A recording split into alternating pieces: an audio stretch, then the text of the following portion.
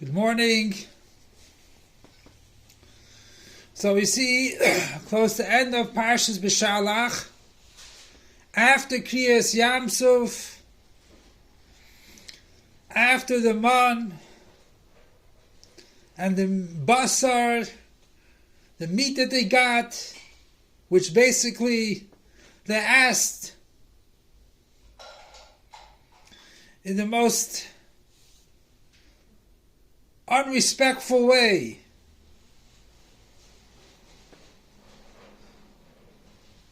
Because man had all the taste they wanted.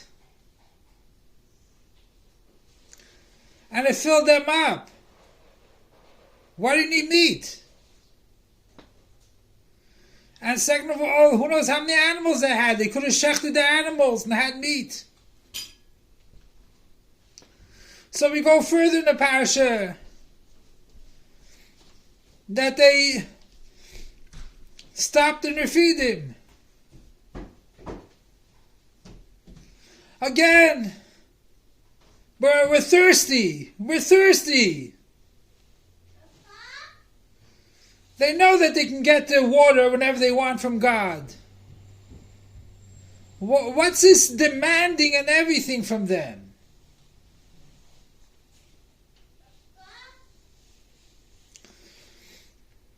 And the Refidim also came from Rafu Yudehem. The hands got weakened.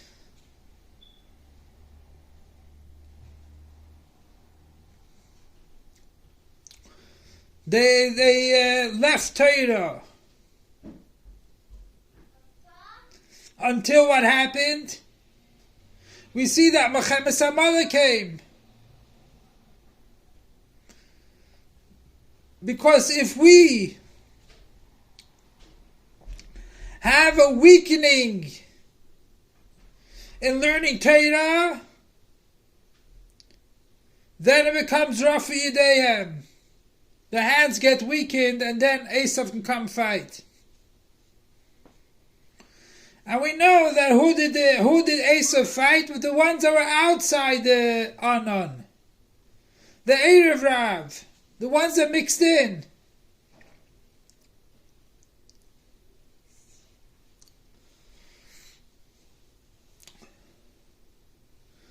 What is the meaning of Rafi Yideihem? The hands got weakened. Learning Torah is Seichel. Chachma of Torah. Until there's a mile of Torah over mitzvos. That when you learn Torah, you're involved in Torah. The Torah surrounds you. And when you grasp the Torah, you surround the Torah. It becomes a unified connection to Hashem. So where do we get our hands? What are our hands have to do with learning Torah? So the whole idea of Torah is that I was given to learn Torah bechdei in order to do Maisa HaMitzvahs.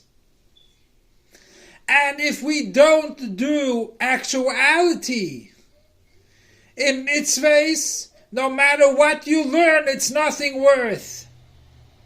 Because it has to bring into action, into hands.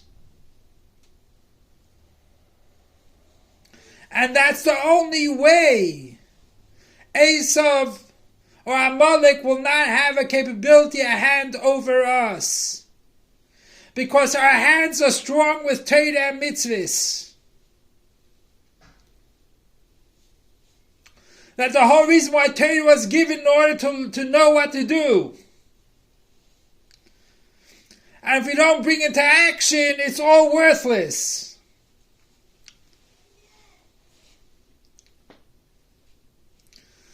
So Moshe Rabbeinu tells Hashem, they're going to stone me. What should I do? How can I give them water? They're so obnoxious.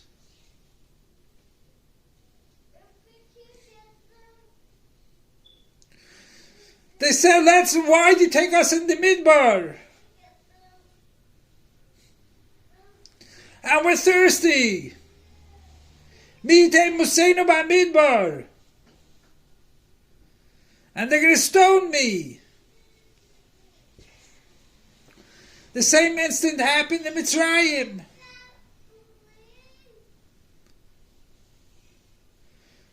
Then they came up to Moshe Rabbeinu, why did you do this bad to us? That you made us work harder. It's the same people. But Hashem tells Moshe Rabbeinu, no matter who they are, go and take your stick and hit the rock, and they'll have water. Don't worry about this, that they're going to stone you or anything else. Don't worry how terrible they are. Let them have water.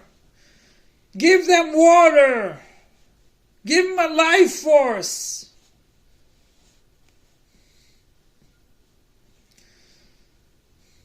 Deal with them. Bring them back to Yiddishkeit.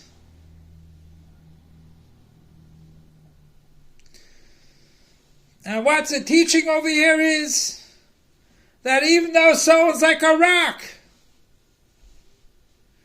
which a rock is only if you scrape two together you get fire. But you can never get water from a rock. A rock does not have. And even bars of iron you knock together, you can make sparks. But that's the opposite of water. So if a person is like a rock, he doesn't see any connection to water or Torah. He has no connection to anything. Don't be miyayish, don't give up on him. Take the takeif of a stone, take the takeif of the stick of Moshe Rabbeinu, and hit the rock with divrei Torah. Give him words of Torah, and Be'ez Hashem, water will come out of him also.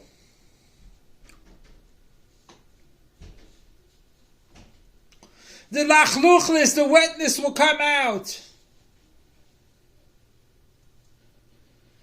The Yiddishkeit will come out. As we know, Chachma comes from Mayim. It's compared to Mayim, water.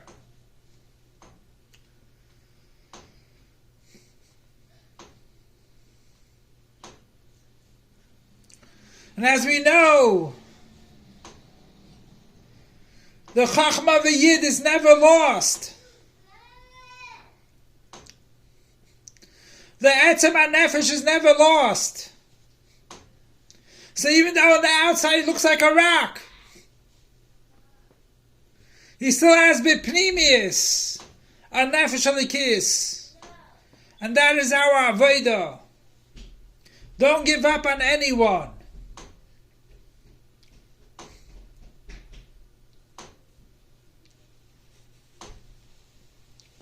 And don't think you're too high for it.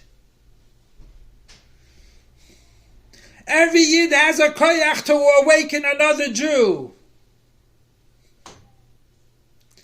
And you should know that the Chayra, why did the Anan bring them to Refidim for? Why is the Eibusha put a Yid inside a situation at Rafi Yideihem? So the Torah tells us it was a nisayon to see how strong the Jewish people's connection to Yiddishkeit. And when you overcome the nisayon, every test brings you to a much higher level. Hashem brings the test to people that need the test. Everyone has tests. And if you overcome the test, you go much higher than where you were before. And that's the whole purpose of a test.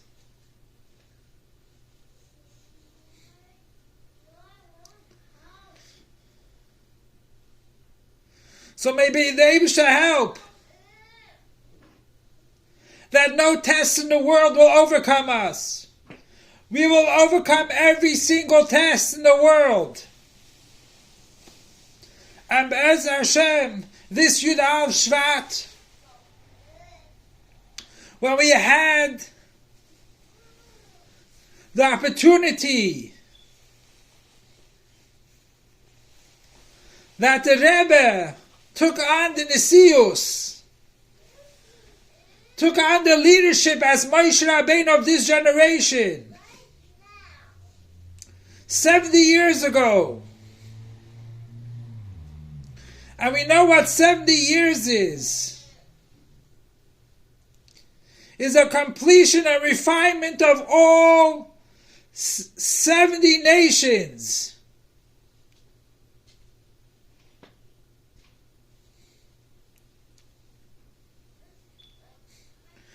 So the Eibusha should help that we should see the Rebbe Melech HaMashiach, Melech B'Yafi Techazena. And a person can say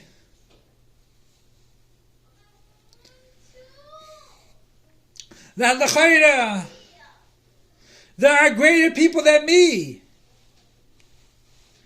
Barak ben Avinoam was a great leader. He still wanted Miriam and Neviah to come, the very Neviah to come with her, to come with him.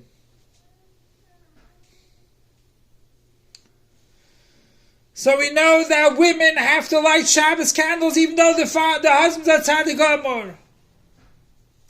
Girls have to light Shabbos candles even though the mothers are tzaddikah, tzidkanias. Everyone has his avodah to do. And don't look onto Amalek, which tries to weaken your hands, weaken your connection, make you cold to Yiddishkeit. Don't listen to him. And by not listening to Amalek, which is full of sveikis by us, we can go to the Gula Amitis V'Ashleima Imtli right now. Long live our master, teacher, Rebbe, King Moshiach forever and ever. Long live our master, teacher, and Rebbe, King Moshiach forever and ever. Long live our master, teacher, and Rebbe, King Moshiach forever and ever.